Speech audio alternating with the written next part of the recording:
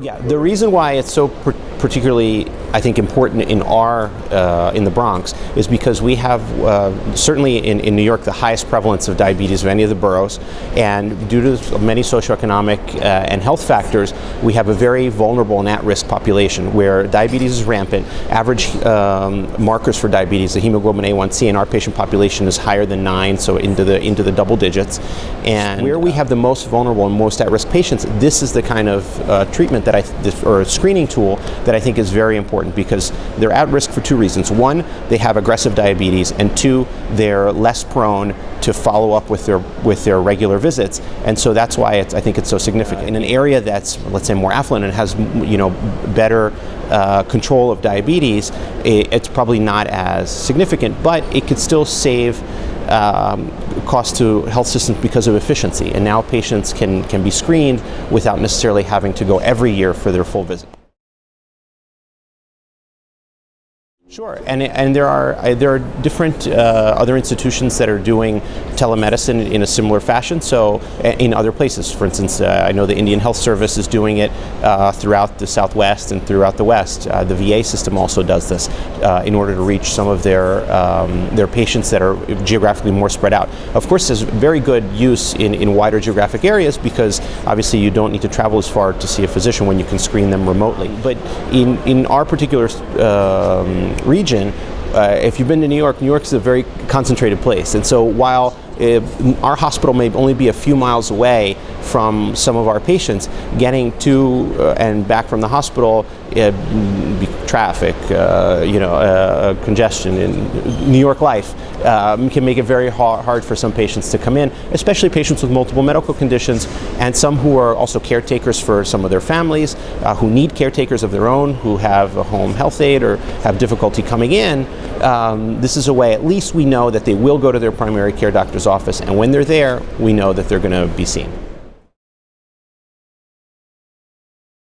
Our next real important goal is to try to not only bump the percentage of patients that are seen and diagnosed, that are screened and diagnosed, but is to move the needle on those patients that are then followed up by an ophthalmologist, seen and treated if necessary, or at least counseled on some of the things that they can do to minimize the impact of their diabetes on their eyes. I think in my experience with my patients, often it's the threat or the thought of going blind that is a very, very strong motivator to get some patients to start some of the lifestyle modification that's necessary to get diabetes under better control.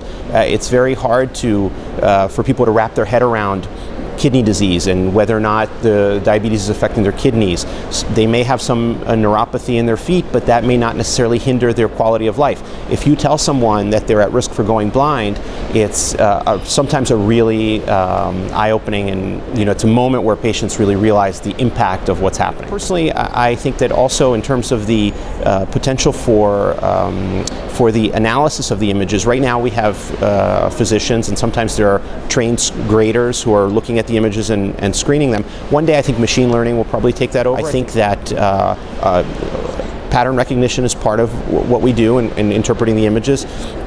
And I think if we're going to expand this and make it very high volume, there will probably be some element of smart thinking and machine thinking with pattern recognition, and then those anomalous studies that cannot be pattern recognized will then get transferred to someone, a physician or a trained interpreter, to look at.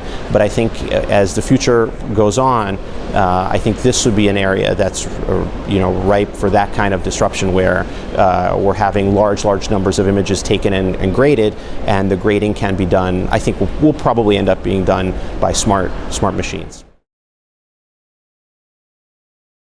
Absolutely. I mean, if at this meeting, there have been many talks about diabetic macular edema. There have been many talks about all of the injections that we're doing and the cost to society of the injections. I mean, if you're looking at both the off-label use of Avastin, which is relatively inexpensive, but still it has a cost, and then the on-label use of other drugs such as Lucentis and Eylea, or Ozurdex, which is an implantable steroid, you'll notice that if we're talking about an expanding pool of diabetics who who are requiring treatment, this could be from a societal standpoint, from a cost of care standpoint, a massive burden on the healthcare system. So if we can do something that's relatively inexpensive to minimize this, I think it's a home run.